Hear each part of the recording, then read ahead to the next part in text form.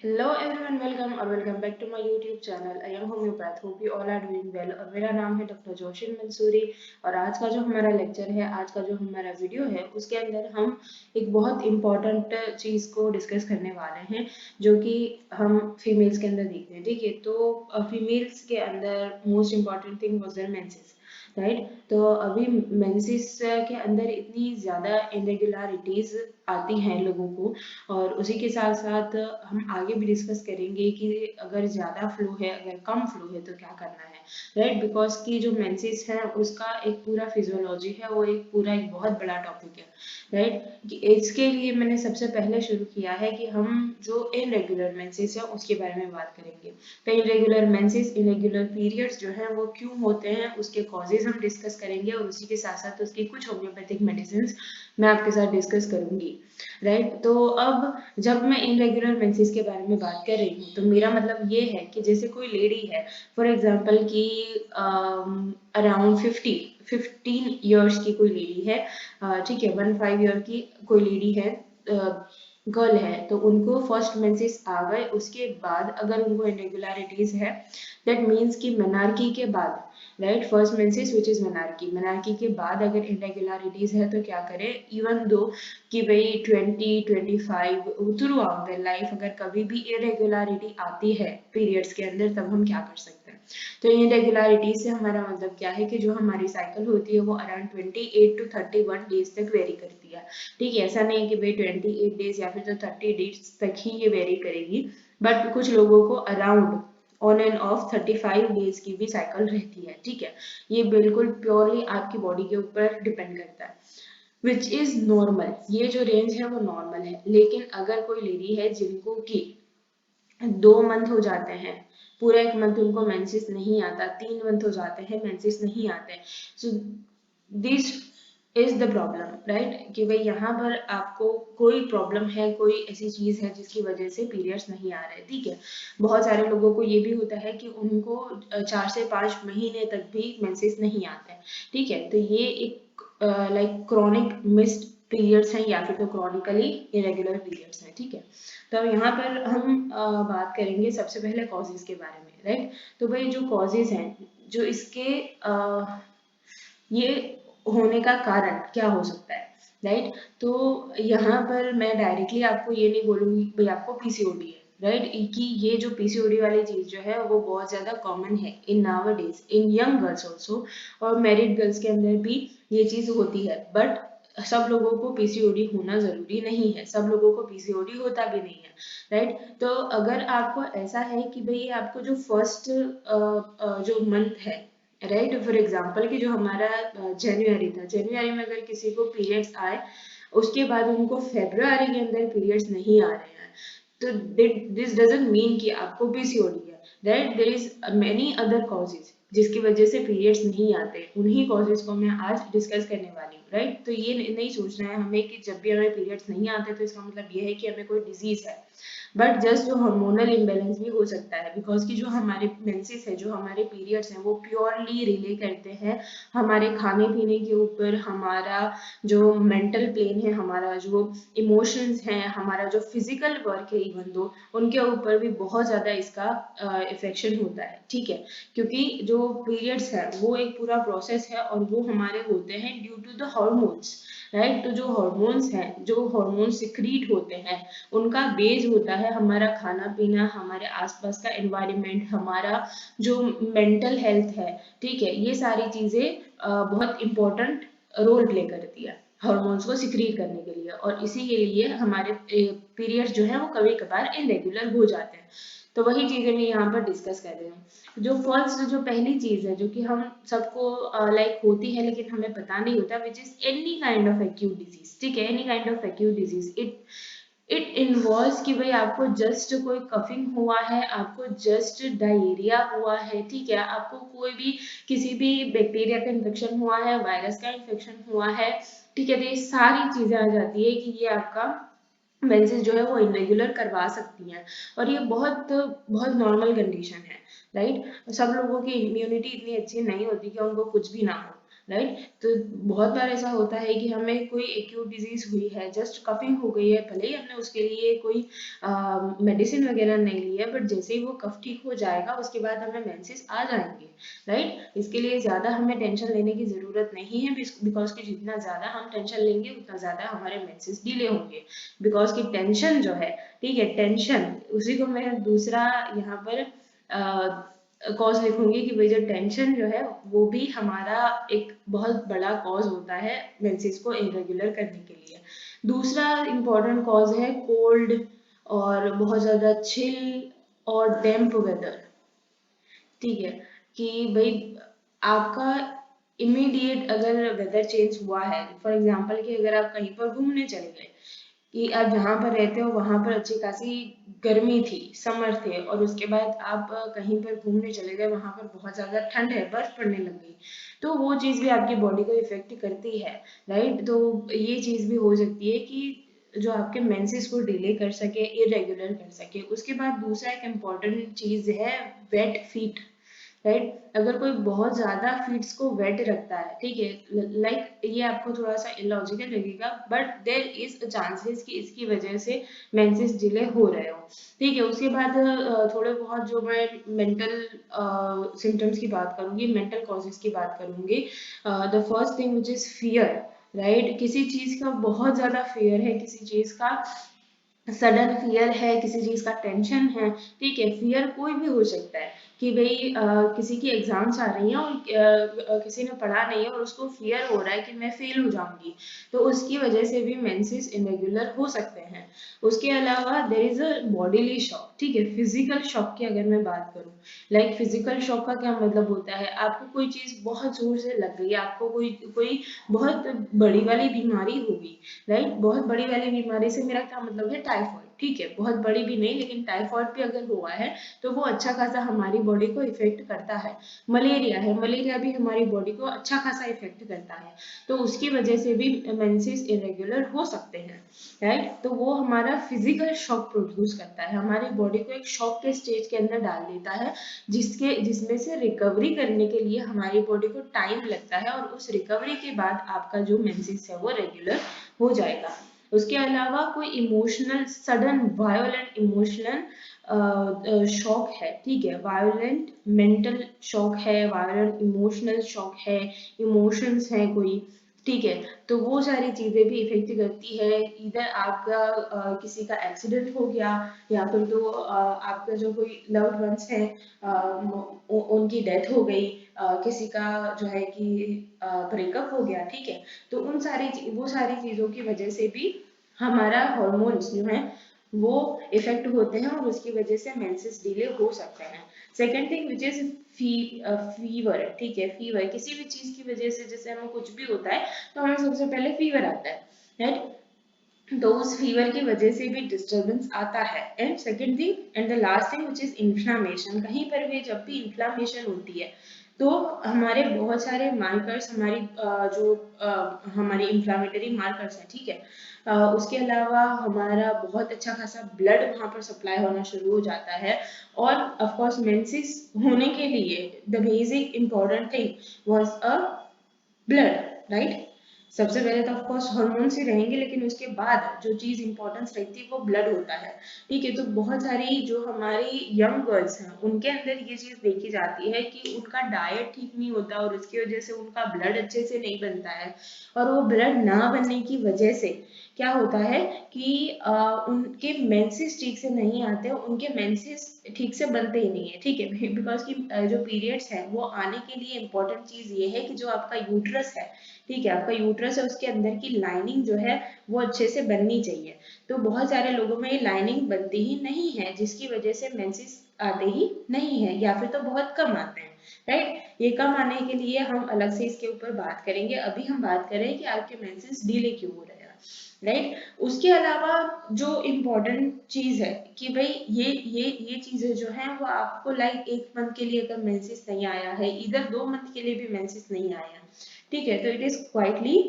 Acute, it is quietly कि भाई आपको कोई बहुत बड़ी डिजीज नहीं है, राइट। लेकिन अगर आपको बहुत ज्यादा टाइम हो गया है, अराउंड 5 मंथ, 6 मंथ जितना टाइम हो गया है और मेंसेस नहीं आए हैं, इधर आप प्रेग्नेंट नहीं हो ऑफ कोर्स, तो ये आपको थोड़ा सा इम्पोर्टेंट देने वाली बात है, थोड़ा सा यहाँ पर आपको ध्यान देने वाली बात है।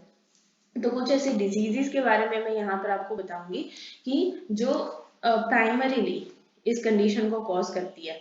सो डिजीजेस कौन सी हो सकती है? Of course the first one is PCOD PCOS, ठीक है, लेकिन सबको पीसीओडी पीसीओएस नहीं होता है, ठीक है। दूसरी हमारी कुछ कंडीशंस ऐसी हो सकती हैं कि भाई आपकी जो यूट्रस है, ठीक है, यूट्रस के अंदर सिस्ट हो सकती है, यूट्रस की लाइनिंग जो है वो बहुत ज्यादा थिक हो सकती है, ठीक है। उसके अलावा जो फेलोपियन ट्यूब है, जिसको कि हम जस्ट ट्यूब बोलते हैं बहुत सारे लोग, ठीक है, फेलोपियन ट्यूब जो है उसके अंदर ब्लॉकेज हो सकता है। तो ब्लॉकेज भी क्यों होगा? बिकॉज कि क्या होता है ना कि हमारे जो मेंसेस हैं, राइट, तो वो बहुत बार बैक फ्लो कर जाते हैं, जैसे कि हमारा ओके, तो ये जो है वो हमारी फेलोपियन ट्यूब्स हैं और यहाँ पर अच्छी खासी लाइनिंग बन गई, लेकिन ये बाहर नहीं निकल पाई किसी भी कॉज की वजह से, तो वो वापस हमारा ब्लड चला जाता है फेलोपियन ट्यूब के अंदर और वहां पर ब्लॉकेज होने के चांसेस हैं। लेकिन इसके अलावा भी दूसरे बहुत सारी कंडीशन है जिसकी वजह से ब्लॉकेज हो सकता है, ठीक है। तो ये कुछ प्राइमरी कॉजेज हैं कि जिनकी वजह से मेंसेस डिले होते हैं या फिर तो सप्रेस हो जाता है, राइट। तो अब हम बात करते हैं कि भाई उसके पहले मैं एक चीज बताऊंगी कि भाई जो डिजीजेज है, यहाँ पर जो मैंने डिजीजेज आपको बताए, तो उसके लिए सारी डिजीजेज के साइन एंड सिम्टम्स अलग होते हैं और उन सबको बैठकर अच्छे से केस टेकिंग करना पड़ता है। उन सब के लिए आपको जो है कि टाइम निकालना पड़ता है और जो है कि उसका इन्वेस्टिगेशन करवाना पड़ता है, ठीक है। ये चीज हम डायरेक्टली नहीं बोल सकते कि किसी को भी यूट्रस की थिक वॉल है, किसी को भी फेलोपियन ट्यूब ब्लॉकेज है, ठीक, किसी को भी पीसीओडी है, पीसीओएस है, राइट। तो ऐसी चीजें आपको ऑफ कोर्स डॉक्टर के पास जाकर ही पता चलेगी, तो आपने अपने जो भी आसपास के डॉक्टर्स हैं उनको कंसल्ट करना है, ठीक है। दूसरी चीज अब हम बताएंगे होम्योपैथिक ट्रीटमेंट। अगर आपको जो मैंने ऊपर बताए गए कॉजेज हैं उनके लिए हम किस तरीके से होम्योपैथिकली इस चीज को बहुत ज्यादा actually with in 1 to 2 days के अंदर मेंसेस को वापस ला सकते हैं, ठीक है। तो पहला हमारा मेडिसिन है वो रहेगा एकोनाइट नेपेलस, ठीक है, एकोनाइट नेपेलस। तो जो ये एकोनाइट नेपेलस है बहुत बहुत इंपॉर्टेंट मेडिसिन है और ये जो मेडिसिन है वो आपको, जैसे मैंने आपको आगे कहा कि विद इन 1 to 2 डेज के अंदर भी इसकी वजह से मेंसेस आ जाता है, ठीक है। तो ऐसे कौन से लोग हैं जिनको कि एकोनाइट नेपेलस लेनी चाहिए, राइट, क्योंकि सबको, जैसे आपने होम्योपैथी है तो उसके अंदर एक मेडिसिन सबको नहीं चलती है, ठीक है। एक मेडिसिन सारे लोगों को मेंसेस नहीं ला सकती है। ये प्योरली आपके साइन एंड सिम्टम्स के ऊपर डिपेंड करता है, ऊपर जो मैंने कॉजेज बताए उसके ऊपर डिपेंड करता है। तो ऐसा कॉज है, ऐसी कोई कंडीशन है कि आपको सडनली ही, पहली चीज है कि सडनली ही मेंसेस जो है, सडनली ही पीरियड जो है वो सप्रेस हो गए, सडनली ही आना बंद हो गए, कि भाई अभी तक तो रेगुलर थे लेकिन सडनली बंद हो गए, ठीक है। दूसरी चीज है कि अगर आपको फ्राइड है, फियर है, ठीक है, फ्राइड है, फियर है किसी चीज का, उसकी वजह से ये चीज हुई है। उसके अलावा अगर बॉडीली चेंजेस देखेंगे तो कंजेशन हो रखा है हेड के अंदर और चेस्ट के अंदर, देट मीन्स कि होगा क्या इसकी वजह से? तो जो हेड है उसके अंदर पेन होगा, चेस्ट है उसके अंदर पेन होगा, और जो चेस्ट में खास करके अगर कंजेशन है तो पेशेंट जो है उसको पाल्पिटेशन भी फील हो सकता है, राइट। तो ये सारी कंडीशन है। उसके अलावा कुछ एडिशनल कंडीशन है लाइक गिडीनेस है, नोजिया है, ठीक है, और फेंटनेस है, बार बार पेशेंट गिर जा रहा है, राइट। तो ये सारी कंडीशन डिनोट करती है कि आपको एकोनाइट नेबुलस की जरूरत है। अब इसी के साथ साथ मैं बात करूंगी कि भाई एकोनाइट नेबुलस को एडमिनिस्टर किस तरीके से किया जाता है, लिया किस तरीके से जाता है। तो यूजुअली हम 200 पोटेंसी यूज करते हैं सिंगल डोज के अंदर, ठीक है। सिर्फ एक ही आपने डोज लेना है इसका। इधर आप जो हमारा 200 पोटेंसी है उसको ग्लोब्यूल के अंदर मिक्स करके उसके अंदर डाल के वो 1 या 2 ग्लोब्यूल्स ले लो पानी के साथ मिलाकर भी, और ऐसे लेना है तो ऐसे ही आपकी जीभ के नीचे रखकर ले सकते हो, ठीक है। तो ये आपका सिंगल डोज हो गया। और इससे वैसे तो सडन 1-2 दिन के अंदर बहुत सारे लोगों को अच्छा हो जाता है, मेंसेस आ जाते हैं, लेकिन अगर नहीं आ रहे हैं, अगर नहीं आ रहा है या फिर तो आए हैं फिर भी कम आए हैं, विच इज टेम्पररी रिलीफ, ठीक है, अगर आए हैं और कम आए हैं तब आप 3 मेडिसिन के अंदर वेरी कर सकते हो, इधर you can go with the opium. ठीक है, उसके अलावा वेरिट्रम एल्बम भी आप यूज कर सकते हो, उसके अलावा बेलाडोना। ठीक है, तो इतनी जो मेडिसिन है वो आप आफ्टर एकोनाइट निपेलस ले सकते हो अगर एकोनाइट से ठीक नहीं हुआ तो। उसके अलावा एक दूसरी मेडिसिन है विच इज ब्रायोनिया अल्वा। ठीक है, ब्रायोनिया अल्वा जो है वो एक मतलब कि इतनी इम्पोर्टेंट मेडिसिन है, जो ऊपर वाली हमने मेडिसिन लिखी वो आप मैरिड वुमन के अंदर भी दे सकते हो, राइट। और यूजुअली मैरिड वुमन के अंदर ये सारी कंडीशन ज्यादा होती है।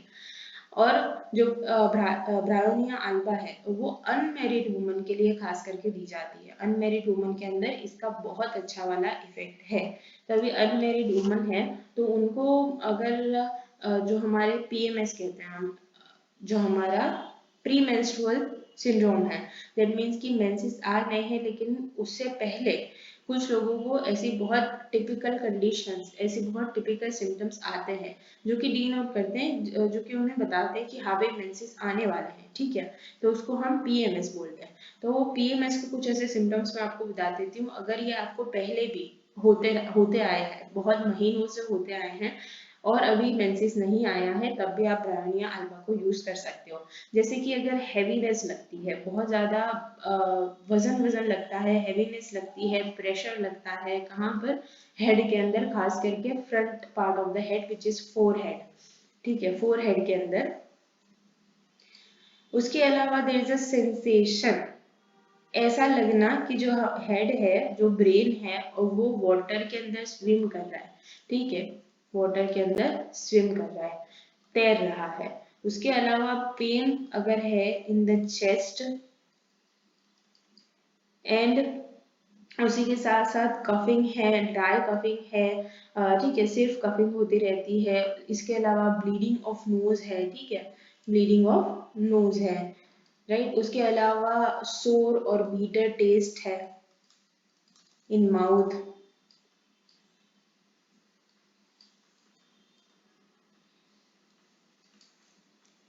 देन अगर हम कुछ ऐसे सिम्टम्स के बारे में बात करें कि जो आपके जीआईटी के रिलेटेड हो, जो आपके डाइजेशन के रिलेटेड हो, तो कुछ लोगों को पेन होता रहता है in the pit of stomach,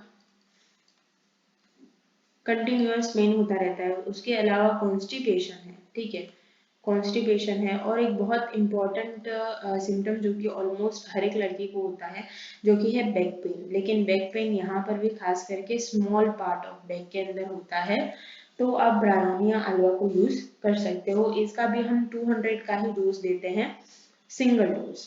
ठीक है, इसके अंदर ज्यादा हमने डोजेस नहीं देने हैं, सिंगल डोज, राइट। तो यूजुअली सभी को इससे रिलीफ हो जाता है। अगर नहीं होता है देन हमें वापस से इसका केस टेकिंग करना पड़ता है। यूजुअली सब लोगों को इससे रिलीफ हो जाता है। उसके बाद एक दूसरी मेडिसिन के बारे में बात करना चाहूंगी, third medicine in the very most important medicine which is pulsatilla.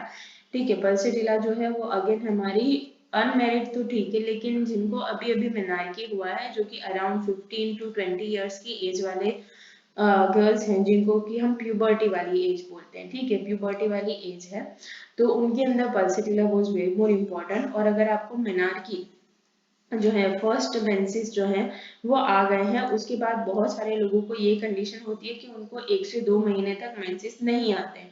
ठीक है, तो फर्स्ट मेंसेस के बाद अगर इरेगुलरिटी है then the pulsatilla was the way more in the bestiest medicine for this particular case. उसके अलावा अगर कोई दूसरी लेडी हैं जिनको कि मेंसेस इरेगुलर हुए हैं due to the damp weather, due to excessive emotions, ठीक है, उसके अलावा अगर उनको जो फीट है वो बहुत ज़्यादा वेट रहते हैं, बहुत ज़्यादा भीगे भीगे रहते हैं, उसकी वजह से भी मेंसेस नहीं आए हैं, then you can go with pulsatilla. ठीक है, उसके अलावा अगर पेशेंट जो है उनको पेन होता है in the ear and face and teeth, right, तब भी pulsatilla was the way more important, way more जो है कि हेल्पफुल मेडिसिन।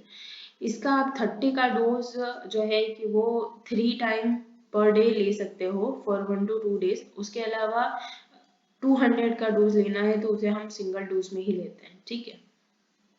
तो खास करके अगर प्यूबर्टी है और फर्स्ट मेंसेस के बाद इरेगुलरिटी है then you can go with pulsatilla.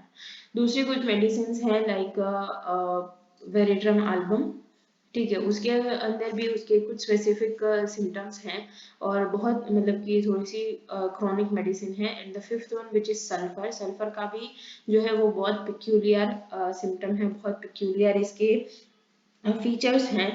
Like अगर कोई पर्सन ऐसा है जिसको कि बाथिंग करना पसंद नहीं है, उसको कोई कंटिन्यूअस स्किन इरेप्शंस होते रहते हैं, स्किन के अंदर कुछ ना कुछ डिजीजेस होती रहती हैं, ठीक है, और उसकी वजह से मेंसेस नहीं आते, then you can go with sulphur. Constipation रहता है, डायरिया रहता है, ठीक है, और बिफोर मेंसेस जो कि हमने पीएसएम की पीएमएस की बात करी, तो पीएमएस के अंदर जो है उनको डायरिया रहता है और उसके बाद कॉन्स्टिपेशन रहता है जब मेंसेस आता है, तब आप सल्फर को यूज कर सकते हो। दोनों मेडिसिन जो है वो हम 200 की डोज में सिंगल डोज दे सकते हैं, ठीक है। तो ये था हमारा थोड़ा सा डिस्कशन कि भाई जो इनरेगुलर मेंसेस हैं या फिर तो मिस्ड मेंसेस, मिस्ड पीरियड्स जिसको हम बोलते हैं, वो अगर आपको ये कंडीशन है तो क्या कॉजेज रहेंगे इसके और होम्योपैथिकली हम इसे किस तरीके से ट्रीट कर सकते हैं।